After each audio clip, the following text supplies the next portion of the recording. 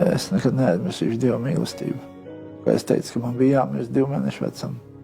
Tad bija pārdozēšanas. Tad bija arī vajadzēja man Krievijā, kur es biju ieslodzījuma vietā, tur principā es biju pasūtīts, man vajadzēja nodurt. Un viņš vienkārši tas cilvēks to nespēja izdarīt. Es nezinu, kāpēc beigās mēs ar viņu sadzērām alkoholu, un tas nāc viņam no rokas kaut kur pazud un tā tālāk. Ja. Un es nekad neaizmirsīšu un nespēju aizmirst Dieva mīlestību, kad man pieņēma mana mammas māsa, vecmāmiņa. Man maz vārgulīti izbaroja ar kazas pienu zemenēm, jo neko citu organismus neņēma pretī. Viss man bērnība, viss cietumgaits, viss ieslodzījumi, karceri, soda izolātori, viennieku kameras.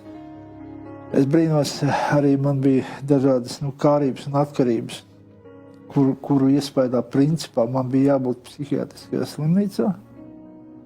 Man vajadzētu būt amputētai vismaz vienai rokai un kājai no saindēšanās ar narkotikām, no infekcijām. Tad bija jābūt jāizkrīt aknām ārā noteikti, plaušām. Man bija principā jābūt, es teicu, 10 reizes, vismaz 10 reizes mirušam, psihiski slimam, graustam, invalīdam ratiņos. Arī mugurkaulas operācija man bija ļoti sarežģīta. Arī tur kungs pagodinājās, audzējs bija kaklā uz balss sētēm. Arī tur kungs Dievs pagodinājās, pazuda audzējs.